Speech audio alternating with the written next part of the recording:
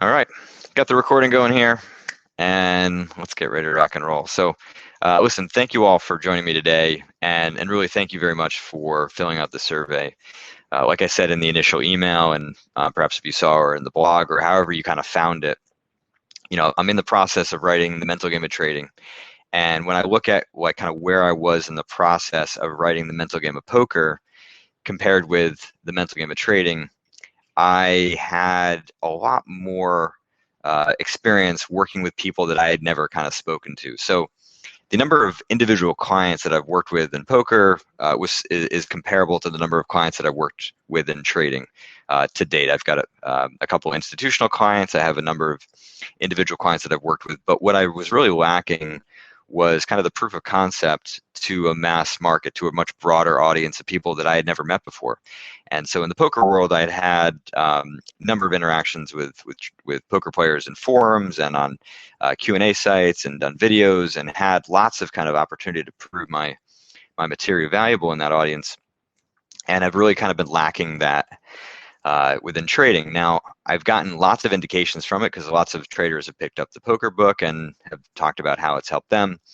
But I think there's a big difference between having a poker book help a trader versus actually writing a trading book and really making sure that the material is as kind of hard hitting and as nuanced and as detailed as I would like it to be for all of you. Because I'm not one to just kind of do something just for the sake of doing it and just change the word, poker to trading and just send it on its way. That's just not kind of how I operate. And I really want to kind of dive into the trading world much more as I've been doing, but in a kind of very uh, broad way, and kind of prove that what I'm doing actually does apply to all of you. And so when I look at the survey results, there's not a whole lot that surprised me. I think what a lot of you had kind of mentioned were the major issues that you were describing really were kind of within the spectrum of things that I had been somewhat expecting and have kind of dealt with on an individual client basis. What was much different, as expected, was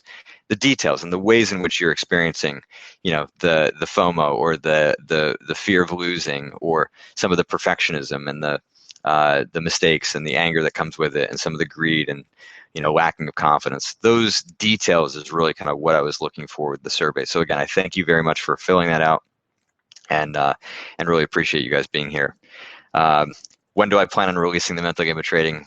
Very good question. My goal is to have it out by the end of this year.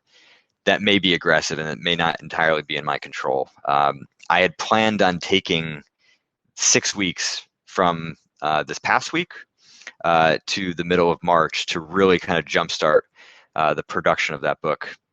But here I am in the Netherlands working with an esports team. So I'll be here all week, and then next week I have another trip planned. So unfortunately, the 6 weeks has kind of gotten condensed into 3, and so it's certainly something. But I'm hopeful that my schedule will be more controlled throughout the year. But I may be somewhat, kind of akin to some of the um, relationships that I've already established, and kind of things that I can't necessarily say no to. But some of it is unpredictable, and I may be able to kind of get away with it. So my goal is basically to be working as aggressively as I can on this book throughout the remainder of the year. And I do have the ability to control my schedule on a private client basis. And at this point, I'm actually not taking any new clients for that reason. So I can really be working aggressively on this. So one of the things that did surprise me about the survey, and it's sort of a question to be posed to all of you. You don't have to answer it right now, because I think it's something that you need to think about. If you do have answers to it, you can certainly, kind of post it in the chat now, but really kind of think about it throughout, and maybe we revisit it at the end of the seminar today, which is, there was a lot more what I would call like anger that kind of followed fear. At least that's what was described in the survey. So lots of kind of tension and fear, and then anger coming as a result of the mistakes that were being made as what was perceived to be a result of fear. And so the question that I have for all of you is it really fear, or is it just the intensity that is just the nature of being in such a highly competitive marketplace industry where your money is on the line? right? And it is very much of a kind of a do or die type environment. And so, thinking about like the performance environments of a professional athlete, of the esports athletes, of poker players, does the act of trading as a competitive environment just naturally create a lot of intensity, a lot of nervousness, a lot of anxiety, a lot of tension, or does it create fear? Because that, it was framed in the survey as being, you're making mistakes out of FOMO, you're making mistakes out of a fear of losing, and then you're getting pissed off about those mistakes afterwards. And that is a dynamic that I haven't really seen before. And what I'm saying by that is that typically when somebody is really experiencing fear or high degrees of intensity, yes, there is anger that follows, but the feeling that I got from it was more of like there's this like tension, you make a mistake, and then immediately it snaps into anger. And that's not a dynamic that I typically see, which makes me think that it's kind of less about fear per se and more about just the natural tension that exists, the tension that sort of squeezes your skill set and makes you do things that you shouldn't do, but you're not 100% sure that you shouldn't because of things we'll talk about in this webinar. So again, I just kind of pose that to you because that I would put much more in the category of like performance anxiety. It's, for me, I'm really trying to deal with a lot of the performance errors that are being made here.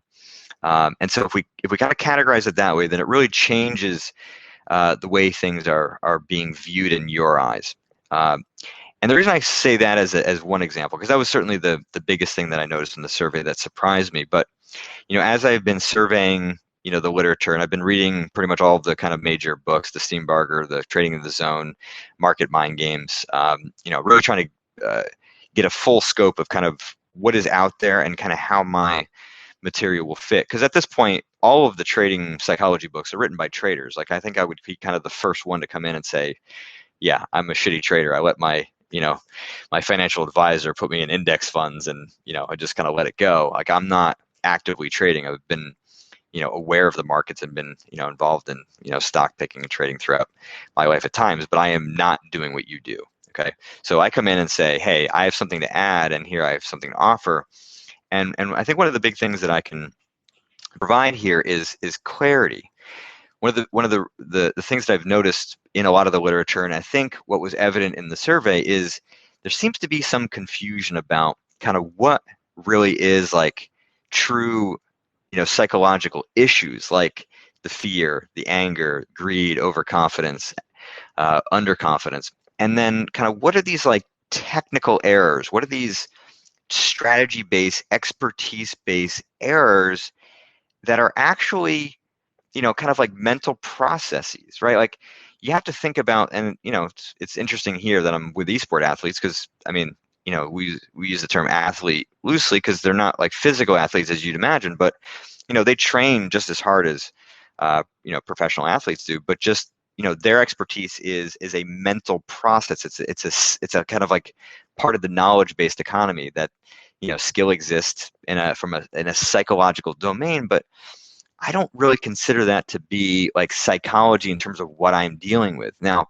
I deal with it because decision making by and large is a mental process, and the more that you understand how the mind makes decisions, it allows you to be more efficient and effective in doing that. And the more you can understand the ways in which the mind and the emotional system can impair your ability to execute your decisions, right? That's obviously a big key.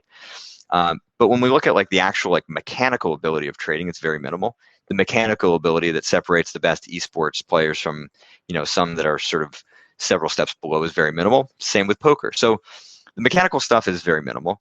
Now what we want to do in my mind is tease apart the psychological category that I would define as expertise from the psychological category that I would define as like my wheelhouse. How does the mind and the emotional system both allow for you to get the most out of your expertise, right? So you can be in the zone more often, making higher level decisions, really kind of in the flow of the day and sort of sensing the ways in which the market is going to move, even though we know you can't predict market movement, but you have greater sensation of it when your mind and your emotional system is operating at a very high level. And on the other side, well, in what ways, can your mind actually detract and kind of take away from that? And so really, in my mind, being able to separate those two things, I think creates a lot of clarity. See a couple of things here. I think for me, the fear comes from not really knowing if I have an edge.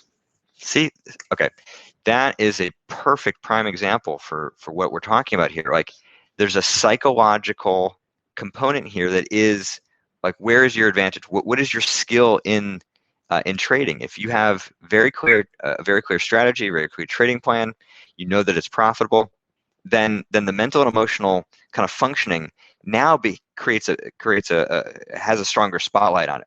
If you don't have this, then I think what ends up happening is people inadvertently now start to focus much more on the mental and emotional functioning. And this is where they start to say that it's all about the mind, it's all about psychology. To me, I think that's bullshit.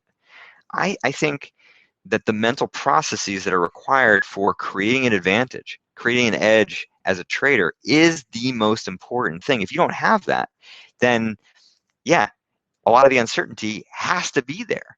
I mean, if you're a professional golfer and you're trying to hit a golf shot and you don't know where it's going to go, like, there's no way that you should be confident in that situation. There's no way that you should feel comfortable in that situation. And it's all because of the technical component. So yeah, it is a huge thing to be able to define that. And I think, one of the things I'm going to be able to offer you, even though you don't have a firm grasp of what is your exact edge in the market, I'm certain at this point you can carve out certain pieces of your expertise. And this is something that we'll kind of get to shortly. Okay, so I have way more content than I have time to go over. So I'm going to kind of rely on you guys to give me a little bit of feedback and just like slow me down if you want me to like kind of re-emphasize certain points. But there are some key pieces in here where I'm going to go a little bit quicker, but I'm going to kind of err more on the side of kind of giving you like kind of the strategy stuff. And that's kind of more in the second half. So this sort of first piece, we may go through a little bit quicker than kind of would be optimal, but I have 50 slides and there's no way we have time for 50 slides. I just want to kind of have as much in here as possible, and then we can kind of work with what's here. Okay, so like I said, for me, if we're going to start to like really tease apart mental and emotional stuff that compromises decision making, I think we need to start with the decision-making errors. So what I'm going to take you through over the next few slides is, I think, a very clean way to begin to get organized. And if you're going to get organized, and I think getting organized is really critical to being able to develop good strategies for doing this. So the first thing you could do is basically do what I'm doing here. Write down the list of your most common mistakes, right? And so these are the most common mistakes that I've sort of seen both in the survey and with my private clients: forcing mediocre setups, hesitating on entries, chasing the market, exiting too early, sticking with losing trades too long. I mean, a lot of the stuff that you saw in the survey, and I'm sure many of you experienced. But here's the thing: you don't want to focus on all of the mistakes, right? If they're a large number for you, you want to pick one or two of the ones that are the most costly for you, or the ones that are kind of the most frequent. And then the next thing you want to do is start to define the mental and emotional factors that kind of force your decision making to tilt in that direction, to head in that direction. So what you'll see over the next few slides is the trading mistake kind of matched up with a sample of the different types of psychological mistakes that can be causing this. And this is not to be an exhaustive list. This is to give some good illustration. So, for example, forcing mediocre trade setups. I mean, this is a huge issue, as you all know. Here are some examples. You're pissed off because the previous trade got stopped out and then took off, right? So then, now you're trying to make up for it. Looking for action in a market that isn't really creating anything. So you just, as a trader, you should be trading, right? Otherwise, what are you doing? Missing a clear entry and then jumping in without a clear signal, right? There's some fear of missing out. So there's some fear that you're, losing money by sitting on the sidelines, trying to repeat a highly profitable previous day, right? So now all of a sudden you're forcing action, trying to make as much money as you did the day before. Hesitating on entry, actually, don't want to make a mistake, right? So there's this desire for perfection, and that perfection causes just enough friction in terms of that mental recognition and the execution. When you're in the zone, when you're in the flow, when you're really feeling good, there is no friction there. You're able to just kind of execute the trade as you desire. And so, again, if that's, there may be some very legitimate reasons why you're hesitating to get in. If it's, again, a recurring problem, there may be some mental and emotional stuff here. One more just to give you, again, another example. Exiting trades too early. Don't want to lose the profit you've already made. Obviously, you're trying to lock something up, locking up profit to break a losing streak. So again, sort of another circumstance. The reason that's low confidence is because, again, if this is a recurring problem, it tends not to be about the money. It tends to be about what the money represents. And typically traders who do this on a recurring basis are actually trying to lock up the confidence so that they can carry that forward the next day. Because if they were to lose, or certainly lose back what they had, were up on that trade, then the hit to their confidence is great, and then that's what they're going to carry over. So they're really trying to lock up confidence. Now, some of you sent in your emotion tracker, and I appreciate you doing that and providing me again with kind of another layer of details. Whether you did that or not, I think this is a good tool to have for the reasons that I'm describing here. Organization, right? What this will help you to do is just start to really kind of carve out those recurring mistakes or those recurring situations where mental and emotional stuff is affecting your trading, both good or bad. I think, you don't have to do this for every trade, especially if it's a trade that may not kind of have a lot of content or a lot of learning for you, if there's sort of somewhat of a standard trade. But if there is, then this is a tool that can help to create that kind of clarity for you. Okay, so what we've done is we've started with the mistakes. We're building into the emotional side of it, and what I'm going to do throughout the remainder of this webinar now is try to give you a strategy for being able to deal with the emotional side of it, again, in a much more clear way. Before we do that, a little bit of theory, or I suppose, I think, mental game theory is actually a really important thing to have, just like good fundamentals as a trader. Good fundamentals from the mental side is a requisite. Some of you may be familiar with this first point, but it's worth reiterating because if you get this piece wrong, you almost have no chance of actually being able to stop yourself from making some of these trading mistakes. And I should say this too, because I think it is kind of very evident in the literature that's out there, and also in the way that traders typically talk, which is just because you're aware of the trading mistakes that you're making, and you may even be aware of the emotional side of the trading mistakes that you're making, that awareness doesn't imply control. And I'll talk more to that later on. But the idea is that simply understanding and being aware of the mistakes that you make does not give you the strength, the knowledge, or the power to be able to stop those problems from happening. And that is a really, really important piece to make, because I know for certain that some of you have a very difficult time wrapping your head around instances where you know that you should not be doing what you're doing and you can't stop it. It's like a freight train that just kind of runs right over you. That is neurologically appropriate for this reason, okay? So the basic deal is, what you're looking at here is kind of a cross section of the brain. So if you were to chop my head in half, right down the middle of my brain, what you would see is this. And so we look at this sort of purple section on the kind of the middle left here. That is called the prefrontal cortex. And the prefrontal cortex is primarily responsible for emotional control. But the purple section is actually responsible for much, much more things. It's responsible for thinking, for planning, for being able to perceive data. When you actually have like a thought in your head, it's called working memory. That part of the brain exists there as well. And so ultimately, the majority of your active conscious decision making is centered around that area. Now, the part that's circled, that is your emotional system, okay? And the emotional system is more powerful than this prefrontal cortex or this purple section of your brain.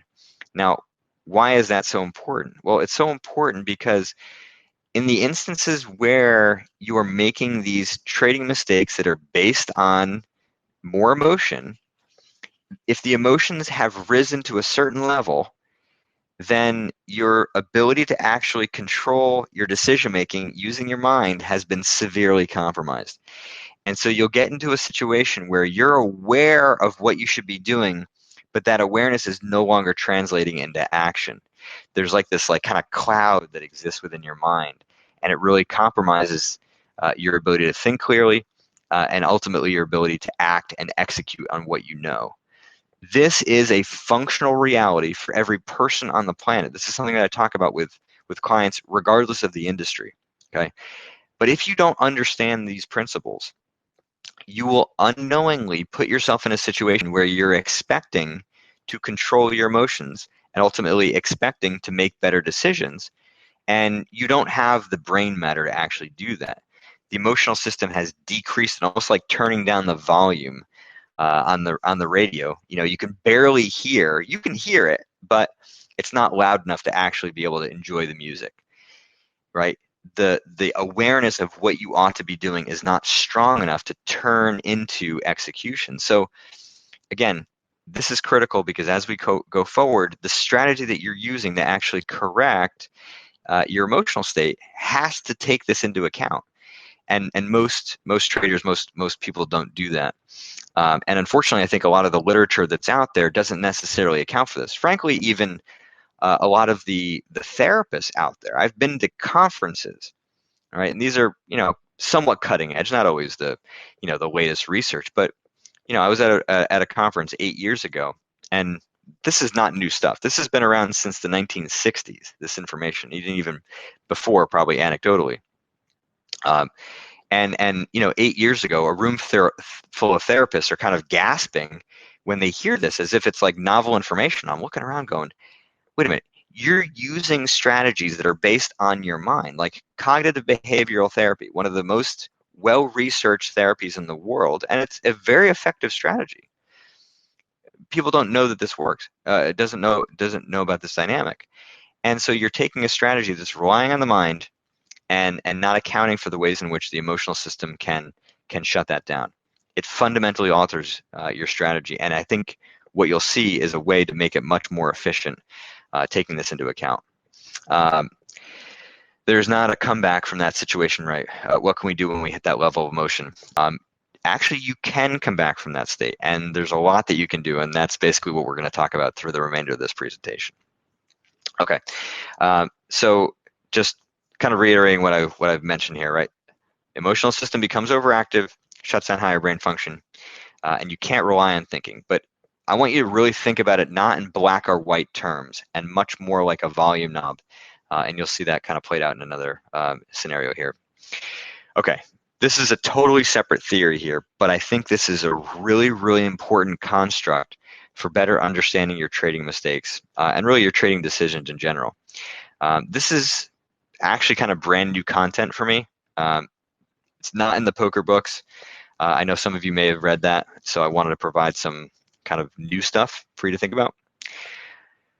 Okay, there's a lot here to organize. Let's just kind of go color by color to make it clear. Okay, so if you were to chop up your decision making, the quality of your decision making into 3 categories, and you were to view it somewhat in a way like athletes would, A game, B game, C game, 3 kind of basic buckets, you start to see variation in the types of mistakes that are made. One of the biggest mistakes that I see traders make, one of the biggest mistakes I see people in different industries make, is having no point of distinction between the mistakes that they make. A lot of times, just losing becomes a cue that a mistake was made, when obviously you know that that's not always the case. But let's not even, put that as a category. Let's just say that you're decently sure that you made a mistake. Question is, how big of a mistake was it? Okay, let's go with the C game first. Okay, the C game mistakes are the ones that are super obvious. You know immediately afterwards that you shouldn't have done it. Sometimes you even know in the middle of doing it that you shouldn't have done it. This stuff, at this point, if you look at what's causing it in the bottom box, weaknesses in your mental game. That is the fundamental cause. There's nothing new for you to learn from a strategic standpoint, right? Your expertise as a trader does not need to improve for you to be better at executing on that knowledge. What needs to improve is your mental game, right? And then we need to really understand the emotion and mental processes that are failing in those moments and be able to correct that stuff. Okay. Now that's one category. In this middle category, this B game, there's kind of this blurry intersection where your mind is compromised, but it's not so compromised that we know firmly that it's just something mental or emotional that caused the mistake. Here, maybe there's a slight change in the market.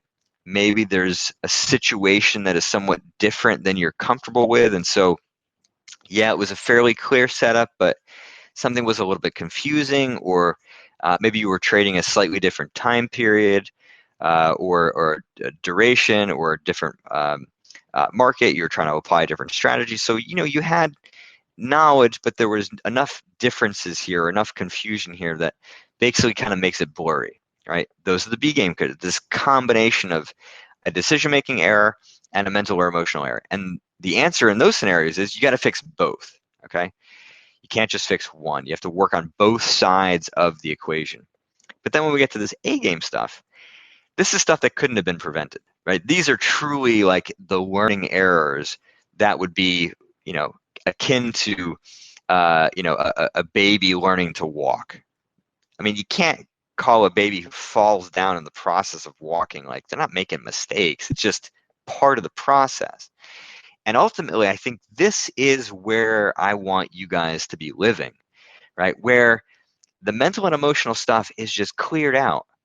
And yes, of course you make some mistakes. Of course you sort of trip and fall, but it's stuff that you couldn't have predicted. They're just like the natural progression that exists as you're improving your competencies and expertise, or frankly, market conditions change, and you no longer can kind of rely on your old strategy, and so there's an adaptation that needs to be made, and so the learning mistakes are kind of part of the market conditions, and then the adaptations that you need to make. That is my goal for all of my work, really, is to get you into this category. But that's not a reality right now, right? But if we can at least be chopping out your trades into these three categories, I think, again, it starts to create more clarity, helps you to indicate what you ought to be doing.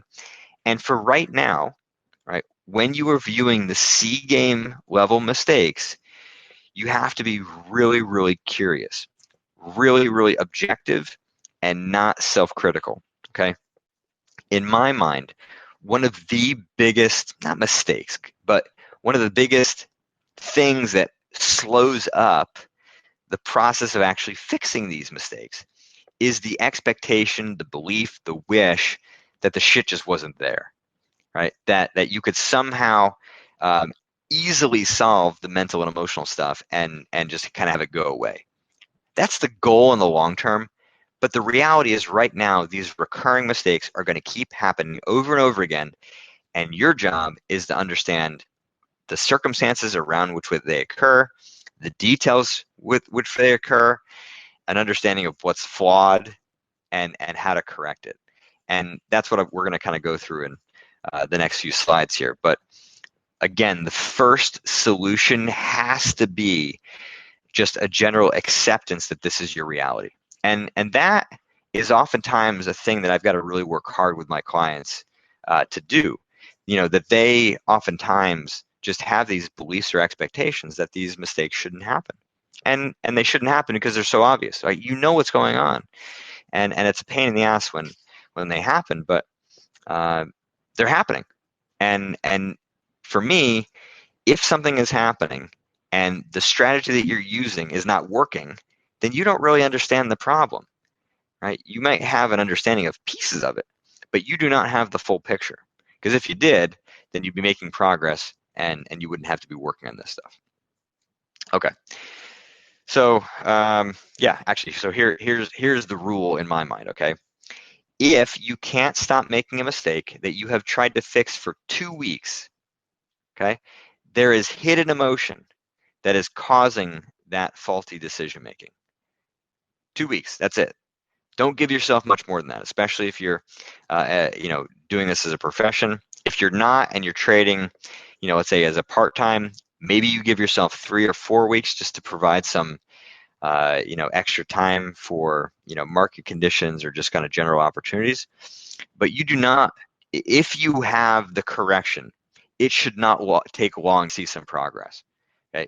But if the mistakes are just kind of continuing to reoccur, then you do not fully understand the problem yet, and the work that we're going to discuss, coming up here is going to be really critical to doing that. Would new emotional mistakes fall into the A game section? Example, if you're in a situation you haven't been in before, a massive winner that you have let run longer as you progress, but then take it off too early again later on in that process. Good question.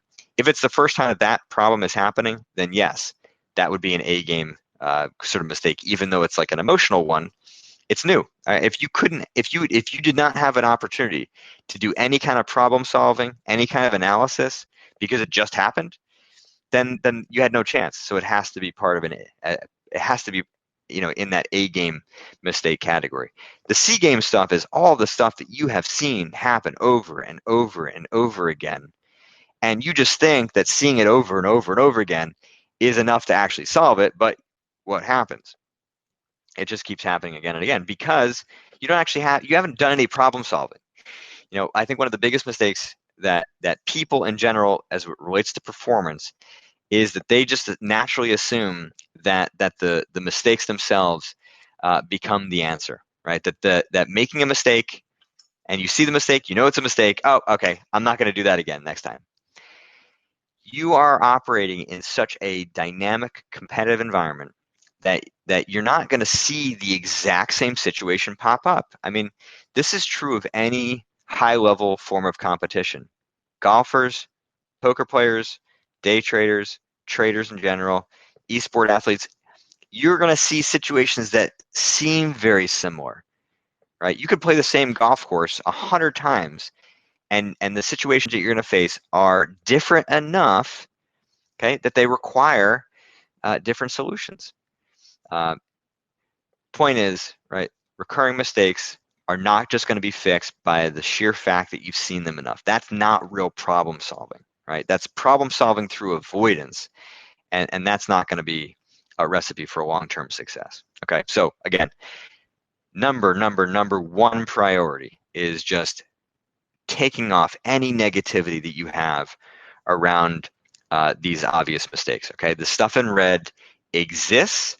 It's going to keep happening, and the more that you get pissed off or upset with yourself or lose confidence, you name it, because this stuff exists, the more you make it harder and harder to actually fix. Okay, so just clear the air, accept this shit, because that's the only way you're actually going to really improve it. Okay, so let's talk strategy here. Okay, some of you will be familiar with this if you're familiar with my books. I'm beginning to kind of change some of the wording a little bit to make it a little bit more sequential here, but these are the 4 steps in my mind. Number 1, we got to build recognition. You can't stop what you can't see in real time, right? Gain control, a few ways to do that. Use a technical reminder, and then make and track progress, which I think is an essential component to the actual improvement process, because very, very, very rarely are problems solved like that, okay?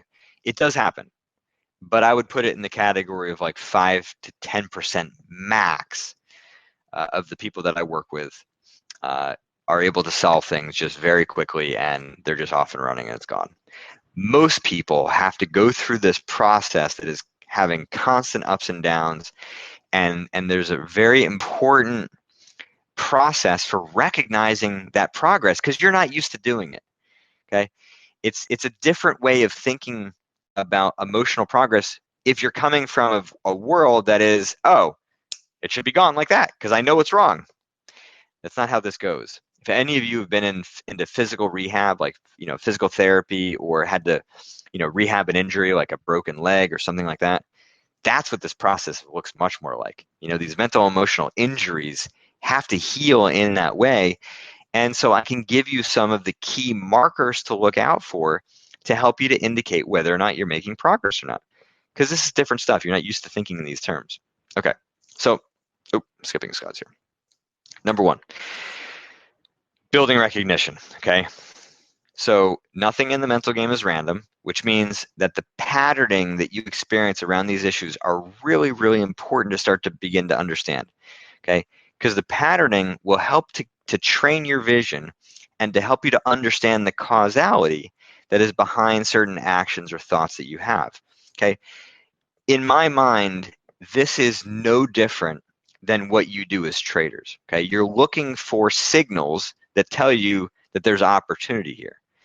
And that's the same thing that's happening here. We're looking for signals that tell you there's opportunity to make improvement, or there are signals that tell you that there are problems that you better take some distinct action against. Okay, so again, the more that you kind of pay attention to stuff, the more you'll see it. And for me, I kind of envision this process like erecting road signs on the road. Okay, if you were to drive down a road and suddenly take a wrong turn that you didn't know was a wrong turn, and that road led to a cliff where the bridge had broken and was gone, and you're driving along 60 miles an hour, 100 kilometers an hour, and you have no idea, you're basically just about to run your car off the road.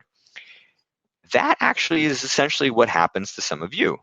You take a wrong turn mentally or emotionally, you have no idea that that's actually occurred, and you're basically about to make some massive decisions that are going to cost you quite a lot of money. So what we're doing is trying to erect these road signs, create these signals that tell you as quickly as possible, hey, wake the fuck up and turn your car around and get back on the right road again. And that process is hard. It's challenging, but it's doable. Okay, so here's what we're looking at.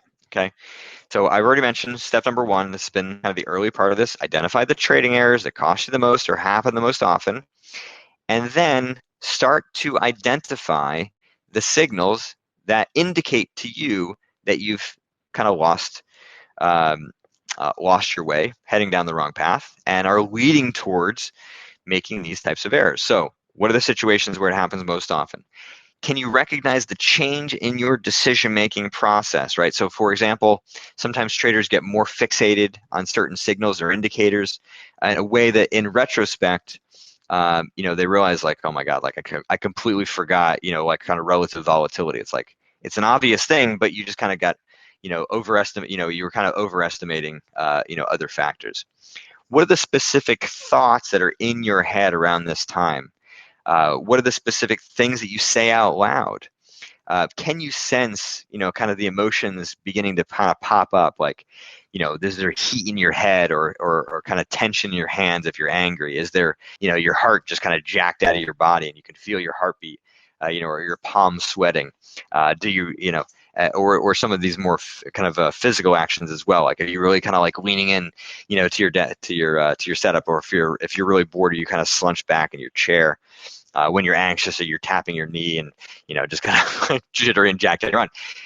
But at a basic level, we just want to try to map all of these details, okay, and figure out exactly kind of what they are. So let me just give you a couple kind of quick case studies. Forcing mediocre trade, right? So what are the situations? Situation is I'm bored, and eventually a spot comes up, and I'm just too impulsive to stay out of it. So what's the change in decision making? Well, now I'm hyper-focused on one or two indicators, right? Convincing myself it's enough to get in. The thoughts in the moments are actually not much of a thought, which is not a huge indicator per se, but if you recognize that there isn't an active conscious process, and there usually is, then it actually is an important indicator that something is off, that you don't have that mental process. Okay. Emotions, I'm more bored, so the itchier I become, I kind of want to kind of get in the action. I feel like I'm missing out on opportunity. It's not fear, it's like more of like this like itchiness, like compulsion to be in the action. Physical actions, my leg gets bouncy, I can't sit still, I'm leaning back and forth. You get the point. Here's another example. Not closing out a trade situation. I'm greedy, looking to make more in the trade and end up losing. Change in decision making. Immediately go for a revenge trade afterwards. Not thinking clearly. Okay, so this actually is a little bit of a blend of a situation. So the first action is not closing out a trade and then losing money, and then immediately the next problem is that they're now making a second mistake on top of it. Now, the thoughts and emotions that kind of follow are related to the revenge trade, which is first that they're shocked that this is even happening, where now you're just completely thinking about making your money back. The mix is a bit of emotion and anxiety, and there's that kind of massive kind of heart racing. And one more example. Situation. Checked out P&L and was up 3% on the day. Don't want to take any more trades. Right at this point, the trade that they're in, they're just kind of hoping it works out, and of course it loses, and looks like there was more to the story that I forgot to write. It loses, and now they're going to try to make up for the trade. So it's a bit of a combination of the previous one as well. Change in decision making, ignoring clear indicators once again, because once that loss gets booked, there's immediate gambling, trying to get back to 3%. Thoughts, I'm not ending the day like this, fuck that. Mix of greed, fear, and desperation. Again, a lot of jumpiness and clearly like a lack of relaxation. So what I would describe this is like level 1 recognition, right? Just a very clear understanding of the problem. But if you have a pretty good sense of what scale these problems are at this point, they're already pretty big, okay? Right? So if we go back to this picture of the brain, at this point, it's pretty difficult to actually control this stuff at that point. Now, it's not impossible, okay? If you are good at creating this kind of a map, creating this sort of detail, right, as these case studies describe, and you have a written out example for your particular problems, and you have gotten rid of, right, any expectations that these things should not happen, and there's much more of an acceptance that these are your problems, then you will be able to manage these situations a lot better, right? Just the awareness that when you're bored, and you recognize that you're bored, and you know that you're going to be much more itchy, then maybe you just go for a walk. you just get away, and you're actually willing to take away some of the opportunity to kind of protect yourself from the downside. And so for me, I think I would call this like accounting for the mental and emotional EV of the situation. You know that it's more costly for you to stay and just do what is usual for you than it is for doing something dramatic and just blocking out or avoiding the situation entirely. That is a perfectly acceptable strategy in my mind in the short term.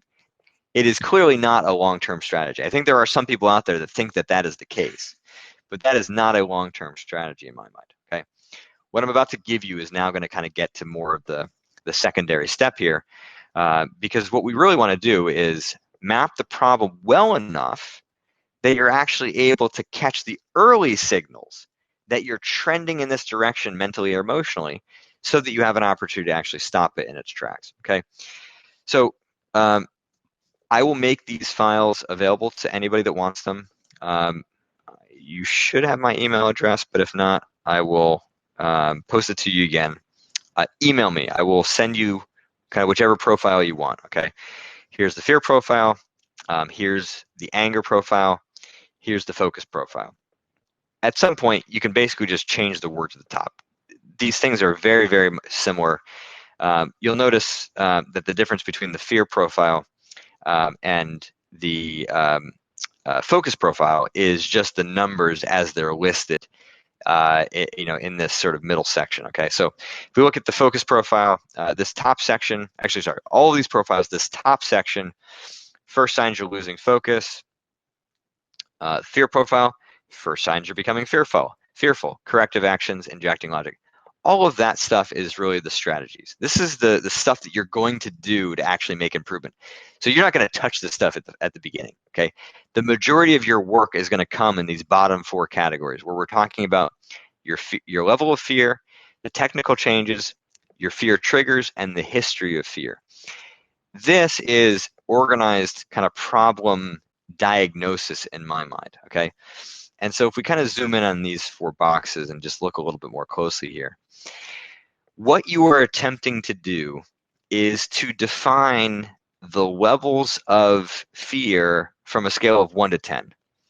Okay, so at level 1, what is the most basic recognition that you have of the thoughts, the behaviors, the actions, the emotions that you feel at level 1, and what are the technical changes? What are the changes in your decision-making process that kind of go right along with that? Now, all of the stuff is in the instructions at the top there, okay?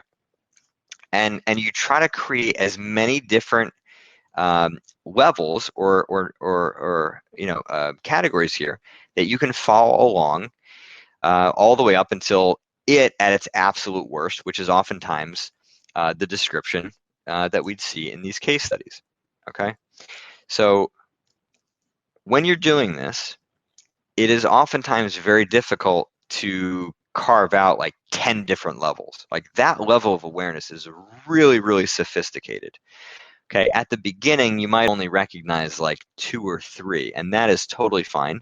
And at the beginning, this is also an estimate, right? I don't care about the difference between level 1, 2, and 3. What I really care about is the difference between level 1, 2, and 3, level 4, 5, and 6, and level 8 through 10, right? Like, so again, kind of like an A game, B game, C game kind of thing, but different, okay? It's different because what we're talking about here is much more of the trend from B game down to C game, okay? And being able to kind of chop up those levels as clearly as you can. So how you do this is perhaps using the emotion tracker that I described. You print this thing out, you keep it next to you, and when you sense that a trading mistake or some emotion is maybe kind of more likely, then you kind of rewind the tape in your mind and you look back at some of the signals that indicate to you kind of what was going on mentally and emotionally, in the 5-10 minutes prior to that trade or prior to you sensing, that things could get particularly bad. This level of sophistication is something that you will train over time, right? It takes practice to kind of dig these details out, but I promise you, right now you have locked in your mind information that could help you to fill this stuff out, right? You just have to actually spend the time to do that. Now, the fear triggers and the history of fear are important to identify because, again, it creates greater recognition in terms of the triggers for the situations where this stuff is most likely to occur. Okay, now you might have triggers that are triggers for level 1. You might have triggers that are triggers from like level 7. So, what oftentimes happen is, let's say, actually, I gave the example earlier, right? There's tension of just trading. So you're at level 3 just because, you sit down to trade. Like there is no level 1 for you. You are never that relaxed, and that might be realistic. But for you to go from level 3 to level 5, well, that's going to happen when you have a really big opportunity and you sense like some excitement, but there's some nervousness, or there's a little bit of FOMO as you see an opportunity that you've been hearing about, but hesitant because it's not something that you're 100% sure of. Okay, now if you make a mistake and then now you get pissed off that you missed a trade, now all of a sudden you go from level 5 to level 8, and again, it's not necessarily pure fear, but your emotional level has risen. In the early stages, I'm fine with you just using, this kind of like 1 to 10 scale as a blend of different emotions if you want to, right? If you know that your sort of scale of fear can be kind of carved out very easily, then you can do it cleanly. If not, just, again, do whatever makes sense for you as a starting point, okay?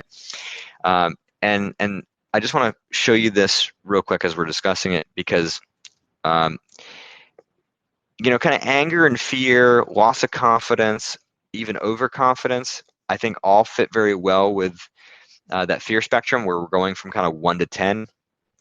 But when we're talking about focus, it's a little bit different. And I wanted to just show you that I've just flipped the numbers, But the way you might do this is a little bit different, and I'm going to come back to it in a second, okay? So here's kind of how I see how, it looks like the formatting got a little screwed up as I uploaded this thing to the server. If you've not seen this curve before, what it is describing is the relationship between performance and what psychologists call arousal or stress.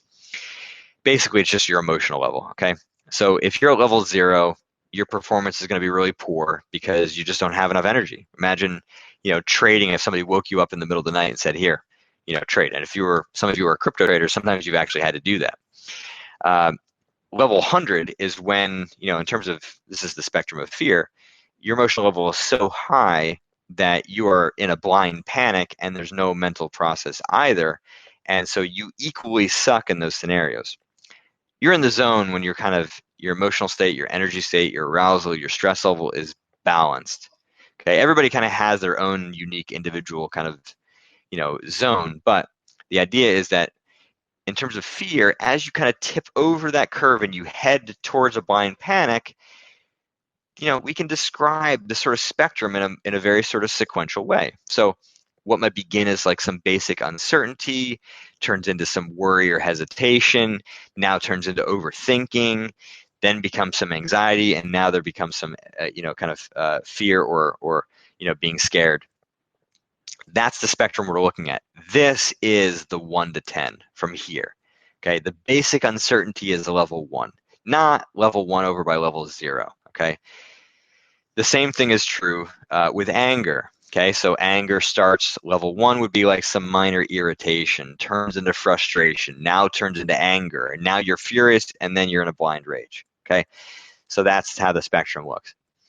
And it's just a little bit different when it comes to focus. Okay, because focus, now we're dealing on kind of like two sides of this coin where, at level 0 or level 1, you're exhausted, you're tired, but as you kind of climb the ladder here, there's like some boredom or some distractions, some slight fatigue.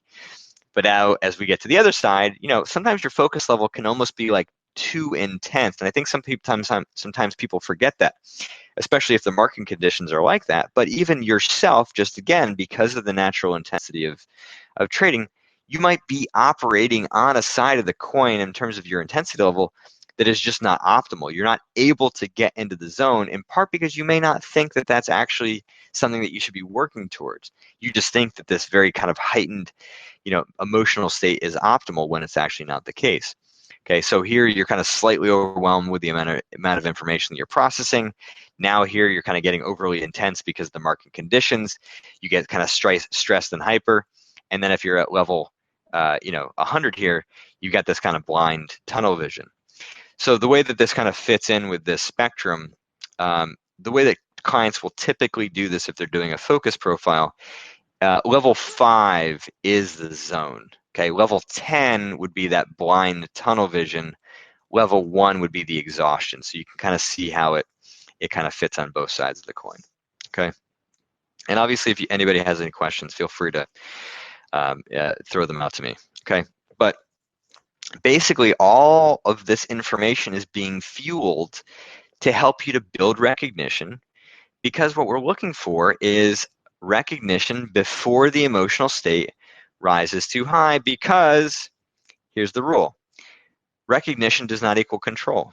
Okay, recognition equals the opportunity control. You need to have access to that frontal brain in order for you to use your mind to correct your emotional state. If your emotional state is too overactive, then your recognition kind of goes out the window. Okay, now becomes your opportunity to gain control. Okay, and so there's sort of two pieces to this. And let me just get some water here.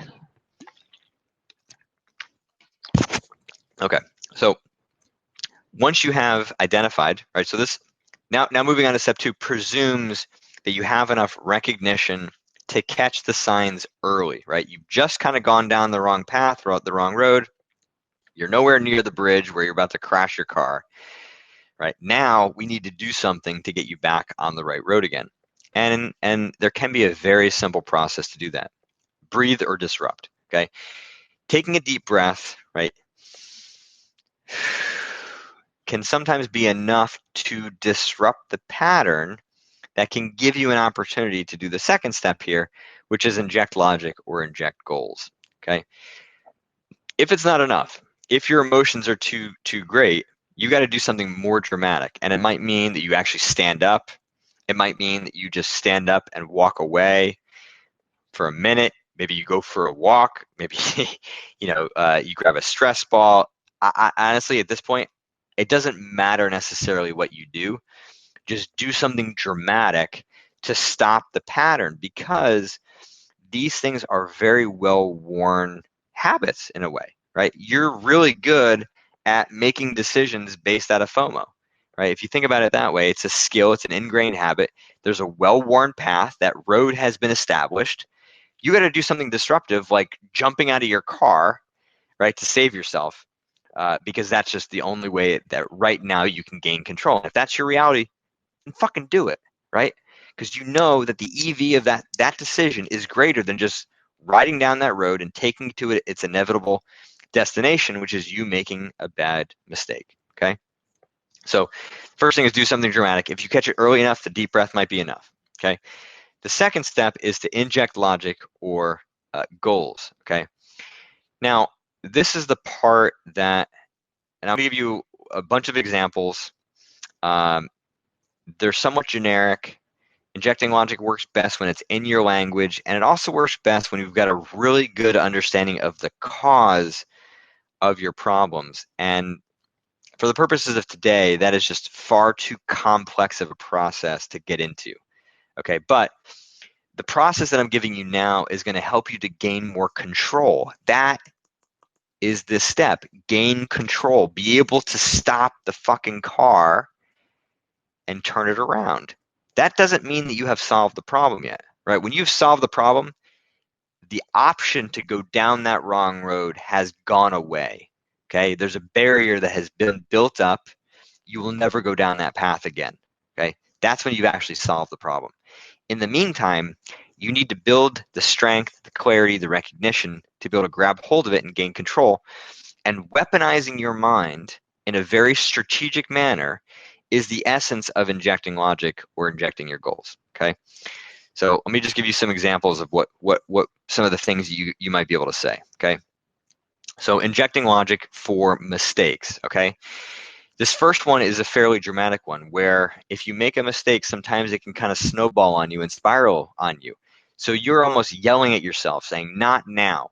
Focusing on the mistake will cause more of them, right? Just refocus and get yourself back to trading and doing what you can do. You'll fix this later, okay? Which kind of goes into the second piece of logic, right? I'm going to learn more from this if I work on it later and can think about it proper. I can't think about it properly now.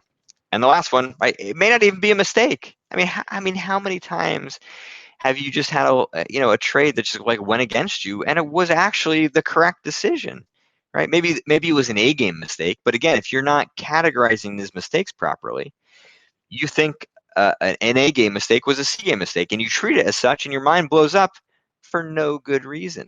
Okay, so again, what you would do is you would write these statements down if one of them helps you, or maybe you have statements in your language that has helped you to manage mistakes better.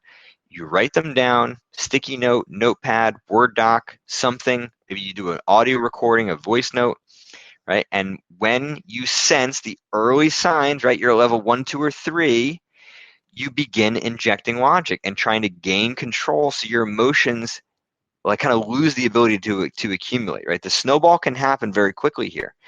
You're using this as a way of kind of talking yourself down away from the emotional reaction. Okay, FOMO.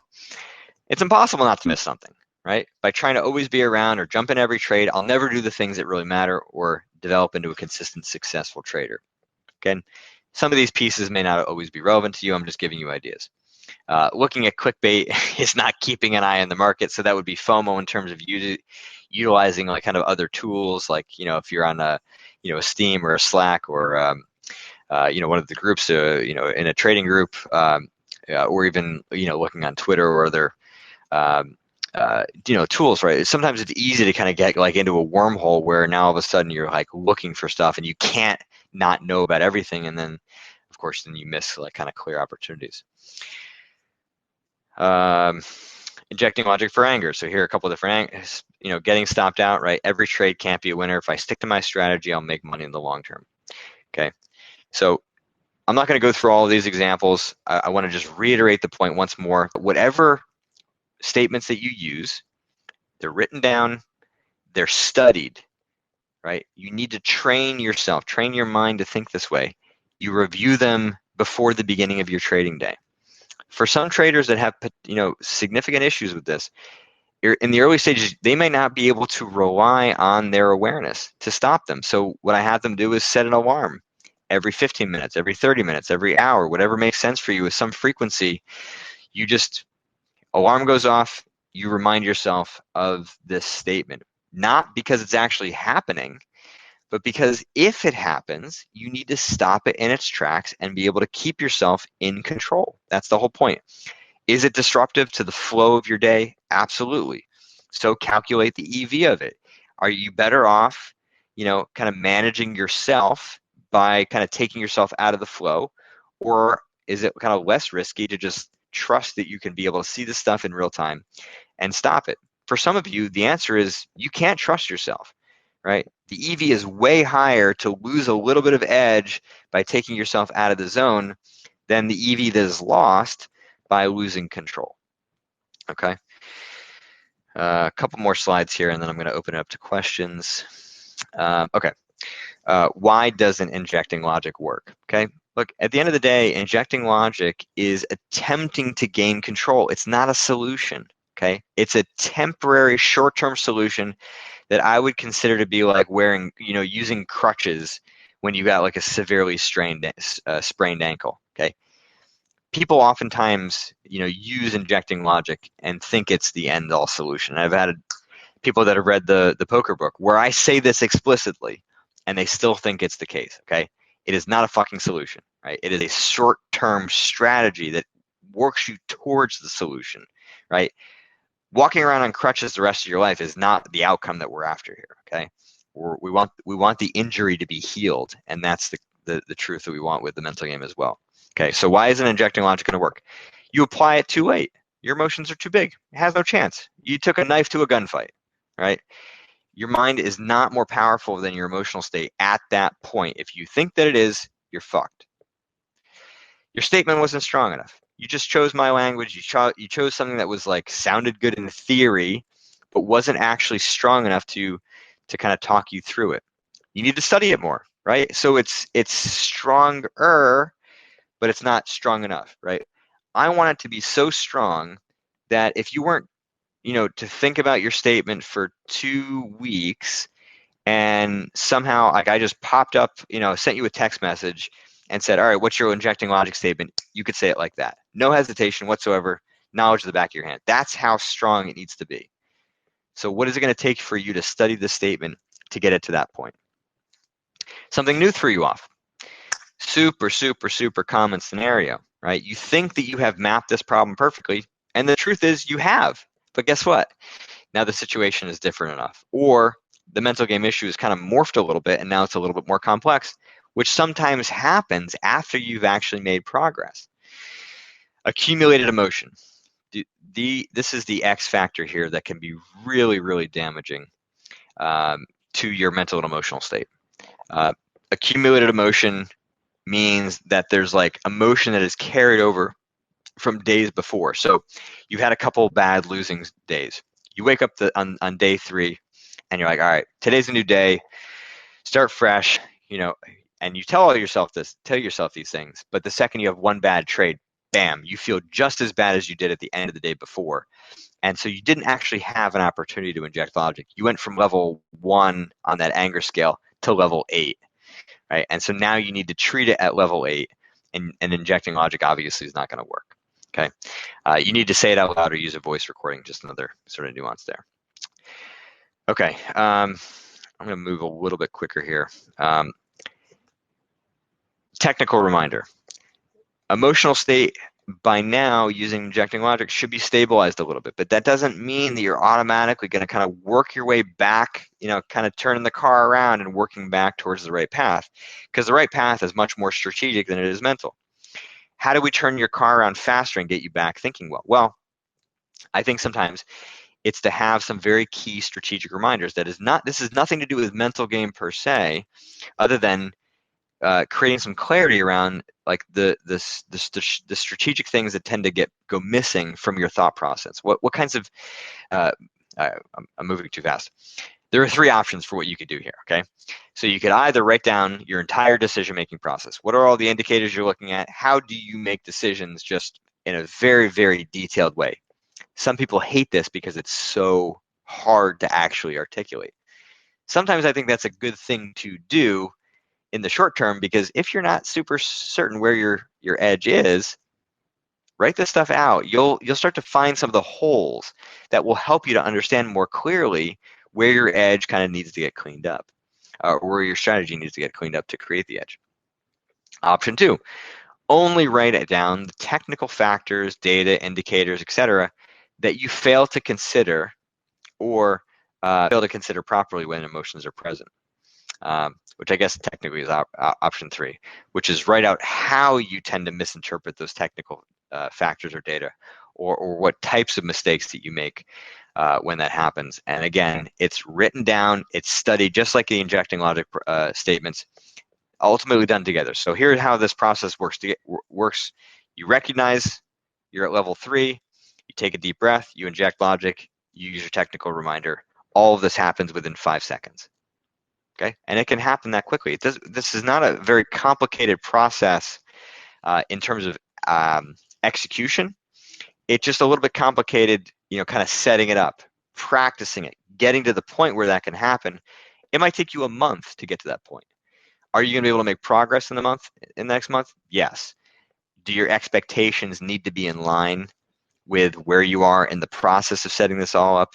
Absolutely, because if you expect yourself to be in full control just when you've got some basic points of recognition, you are setting yourself up for failure, and that is really, really dangerous. Okay, so I know I promised to kind of give you some making and tracking progress, kind of pieces here, which is sort of the fourth step.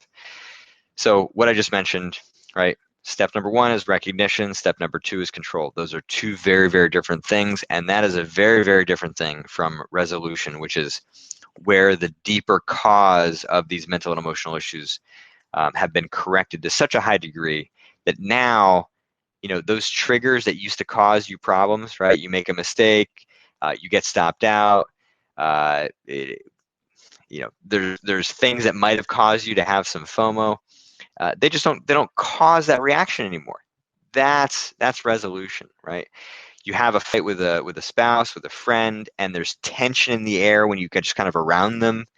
When you've resolved the problem, it's just gone. You go back to feeling normal around that person, just like happy and as you would normally. That's when the problem is resolved, and that's what we're ultimately aiming for. But getting there is a very complicated thing. Okay, so when you are tracking progress, here are some of the things that you are looking out for that will indicate to you that you are on the right road here. Okay, so time is a really important one. The time it takes you to spot or recognize a trigger decreases. Okay, this is, I think, one of the biggest signs of progress that people just severely underestimate, or just like undervalue, I should say. It's massive. I can't tell you the number of times I've had client sessions where I had a really good first session. We feel like we kind of got a good strategy, kind of gone through all the steps that I've described here today, and they come back and they say, "Oh man, it was like I made all the same mistakes. Like I don't know what we did last time. Like it doesn't feel like." So then I'll start asking them, okay, well, do you feel like you were able to see the problem better in real time? Yeah, but I couldn't stop it. The yeah, but is really indicative. The yeah means that you're making progress. Like the strategy is working. If you don't think the strategy is working, what are you going to do? You're going to abandon it. Why would you do something that's not working? It makes no fucking sense. So that increase in recognition is a huge signal that says what you're doing is working. Is it control? No, but it's steps towards it that are really important. So if you recognize stuff faster, that's great. Okay. If you're able to gain control faster, the amount the problem impacted your performance. So now you recognize it faster. Now you've gained control of it earlier, but it still overwhelms you. You still make some of the exact same mistakes, but it was harder for it to get that bad, right? You could sense that you were kind of battling, almost like you were playing tug of war. You still lost, but you were able to kind of hold on longer. Progress. Or yeah, I was able to stop myself from making a revenge trade, but I wasn't able to stop myself from making, the poor mistake before that. Huge progress, right? Now you've got some control. That the scale of it is no longer getting as big. Now you're keeping the scale of your anger, to level 6 or 7, whereas before in that situation it would have gotten to 8 or 9. Good job, right? Like, you got to give yourself credit for that, because that's what this process looks like. It is, you do not get a light switch here, right? It's the volume knob. You're trying to turn it down, and it's really hard to kind of fight against that in the short term. Okay, and ultimately, how hard do you have to work to gain control? Okay, right? Early on, it's going to be a fight, right? But as you get better at this, you're stronger. Your strategy is stronger, and so your ability to fight is significantly increased. Okay. All right. So just to kind of recap here, right? Hidden emotion is the thing that causes those bad decisions, right? So we want to start with the mistakes that you make as a trader, figure out the hidden emotion that's behind that, okay? Not all these mistakes are equal, right? We need to categorize them. Obvious mistakes, marginal mistakes, learning mistakes, A game, B game, C game. Recognition is that critical first step. If you don't have recognition, you can't stop it, right? Your car's going down that road, leading towards that cliff. You're going to crash until you build up those road signs, until you build those points of recognition. Okay, and in the short term, you've got to fight to gain that control. And the injecting logic and technical reminder is kind of how you do that. So, all right, I had intended to have more of an opportunity for you to ask questions. There's also fewer of you in the chat, or a few of you here listening live. So, but I'm going to kind of open the floor. I'll hang out for as kind of long as you have questions, or as long as I can stay awake, since it's now after midnight here in the Netherlands, and at least as an American, I'm fast asleep at this point. So I'm actually feeling pretty good. So feel free to fire any questions you have at me.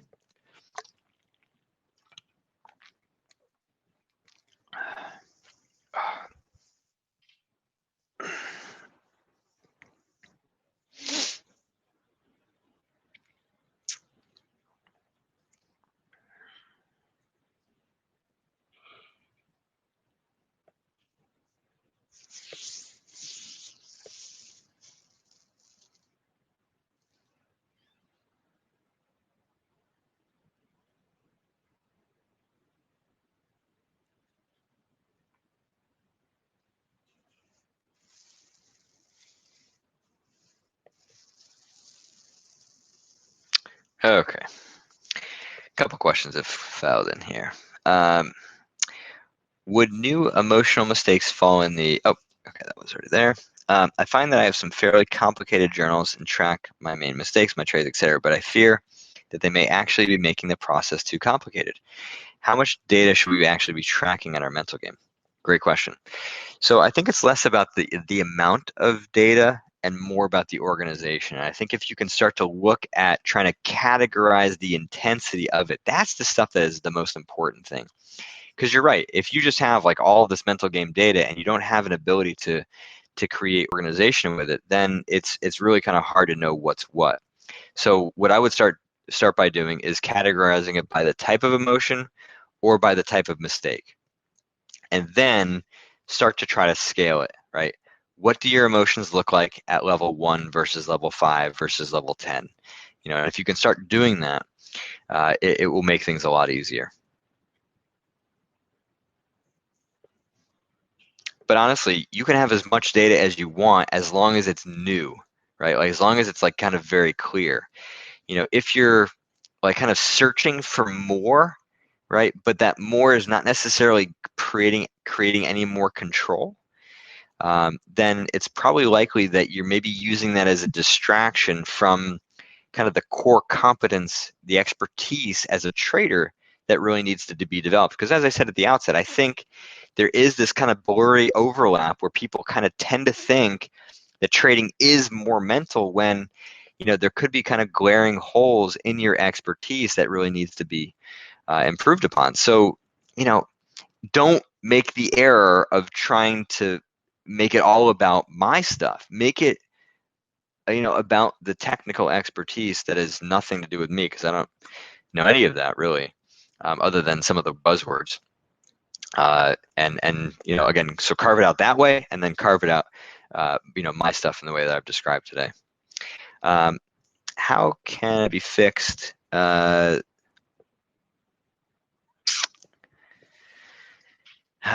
think you're going to have to reword the English on that one a little bit. Sorry. How can it be fixed? The dash of trading, emotions, thoughts. Yeah. You could just kind of reword that. I'm not sure exactly what you mean.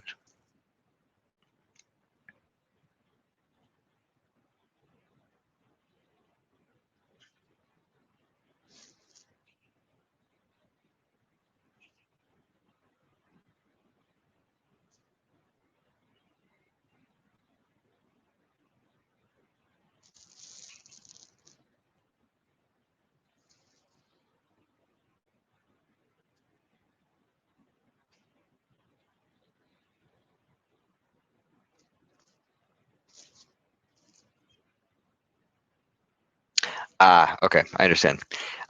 You are asking like kind of how do you be able to kind of separate yourself from the end of the trading day so you can kind of go on with your life and be able to just like kind of not carry around that mental and emotional kind of chaos in your head. Yeah, right. So there are several things you can do. I think one of the most effective things to do is actually write down what's in your head.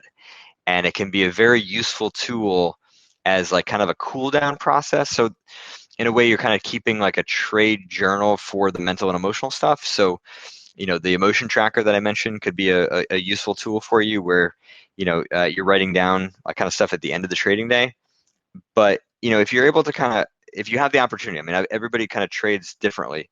Um, if you're a very active trader and you just don't have the opportunity to kind of take those notes in the middle of the trading day, that's fine. You do it at the end. If you do have the opportunity where you've got, 2 minutes, 5 minutes here where you can take some quick notes down and just kind of offload some of that information, not only can that kind of help you to kind of be able to control things kind of as the day goes on, but then at the end of the day, it can also kind of offload some of it as well.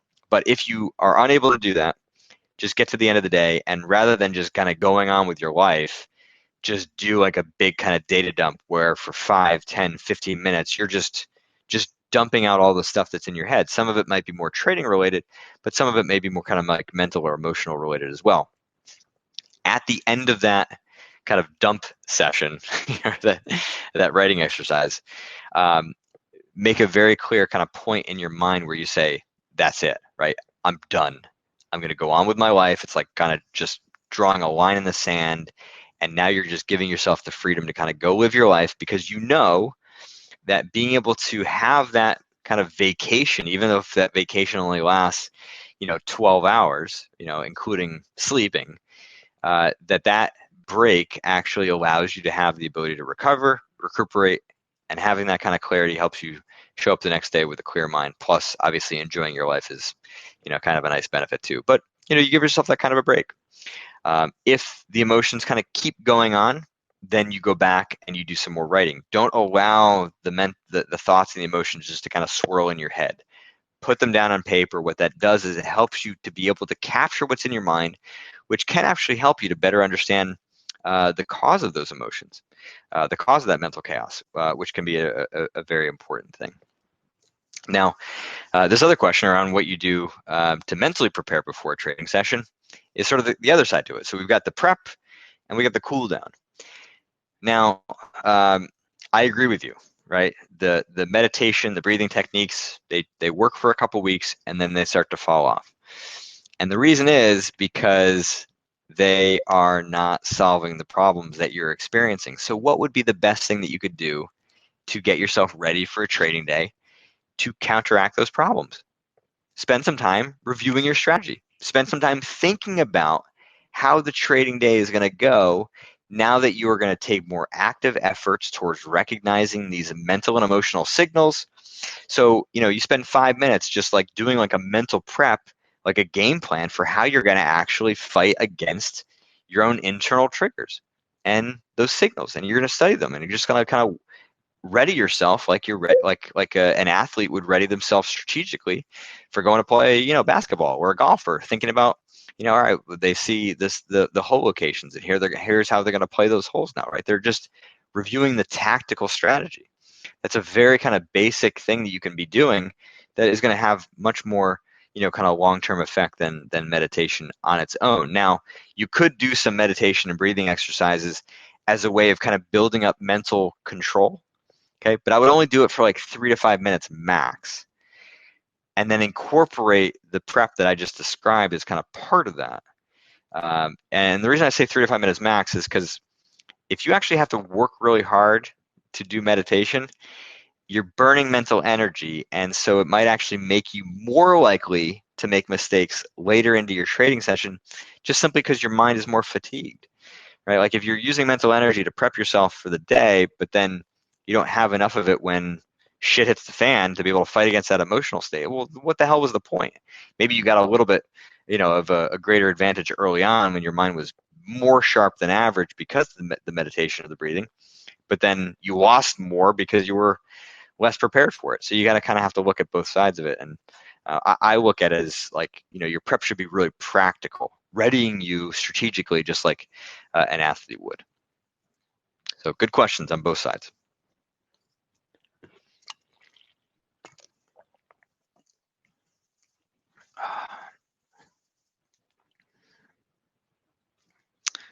Any other questions?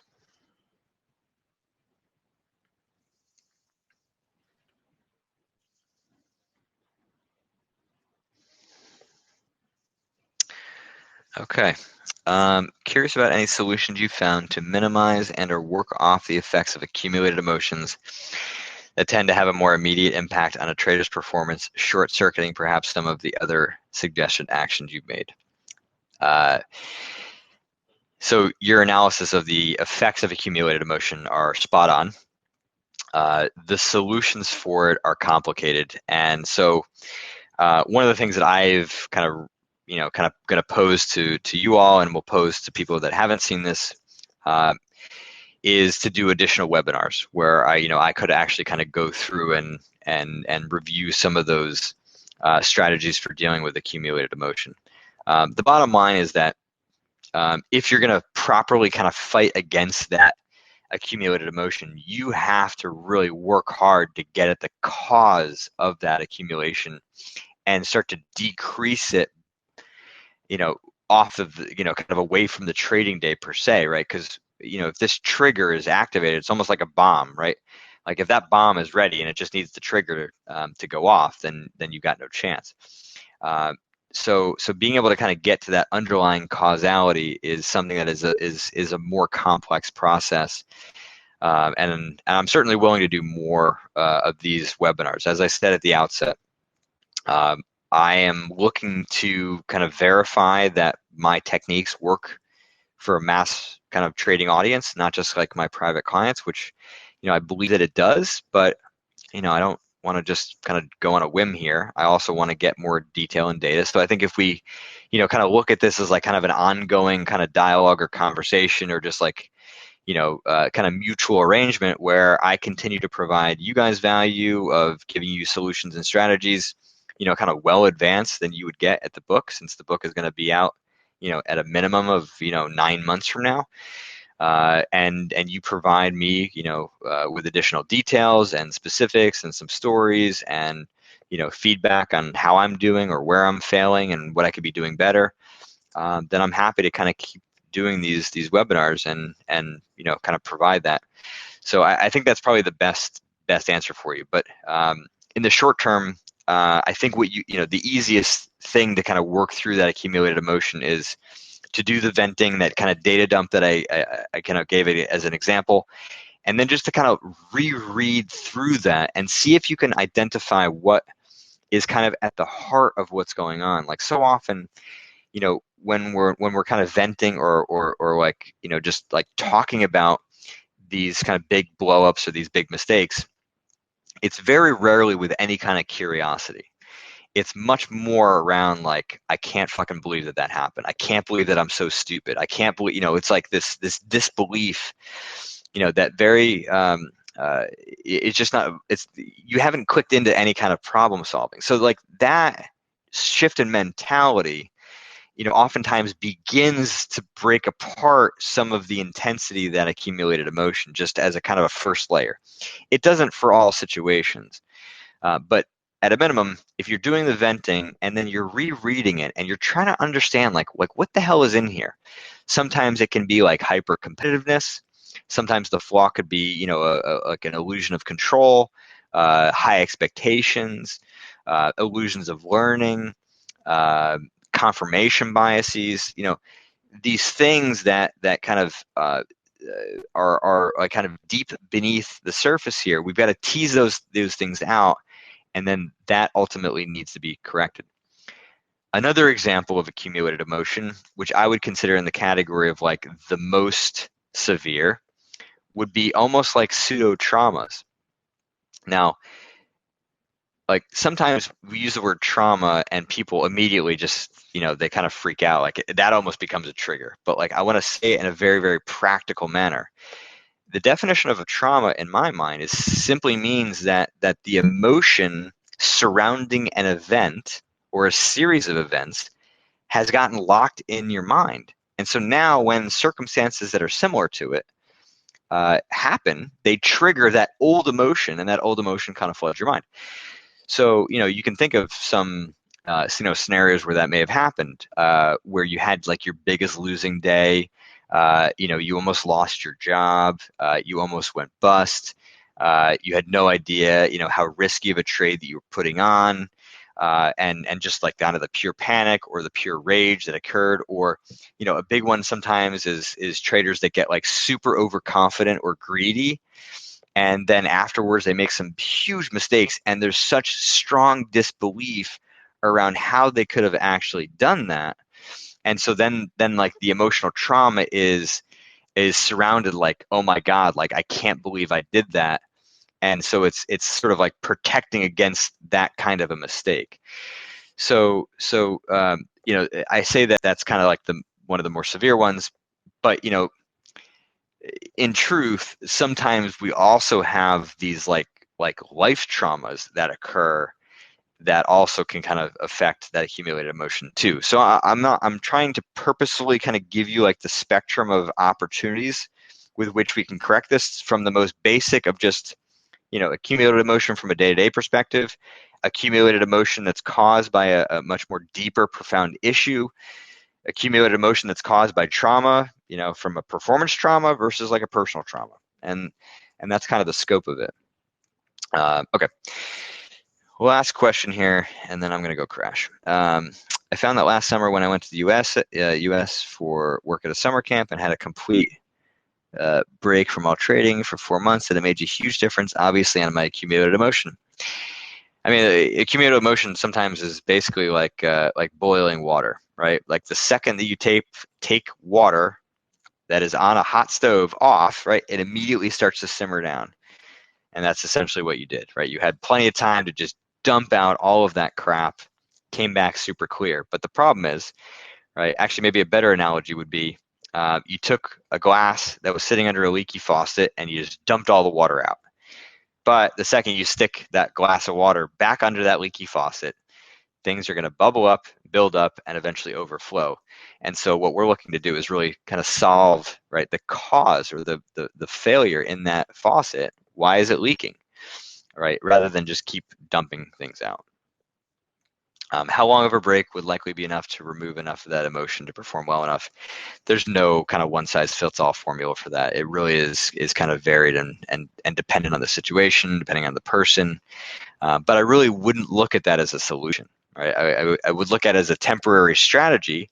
But if you were going to do it consciously based on kind of what's happening now, I would use the break not as a chance to just dump all the water out and forget about it, but instead to dump the water out on paper and try to really understand the patterning and the causes of what's going on, because that becomes the information that allows you to create a game plan that you can practice and prepare so that when you come back to trading, you're coming back in a stronger position, not just clear, but clear and prepared. That's what's going to ultimately allow you to have more control, and then ultimately be able to get you to be in a position where you might start working towards resolution. Okay. So I think ultimately kind of the next steps here are going to be dependent on you. I may put together like a small survey as like a follow-up just to kind of see what kind of an appetite you have for doing more and what kind of interest there is. I'll send back the audio recording of this for all of you, so you have it both for your own review and obviously for people who weren't able to make it. But I hope this was helpful for you, and I really do hope that it can be kind of the beginning of an ongoing kind of dialogue, interaction. You help me, I'll help you kind of scenario. And if it's not, then maybe that's good feedback for me that maybe I'm barking up the wrong tree. So anywho, I wish you all very well, and hope to see you again.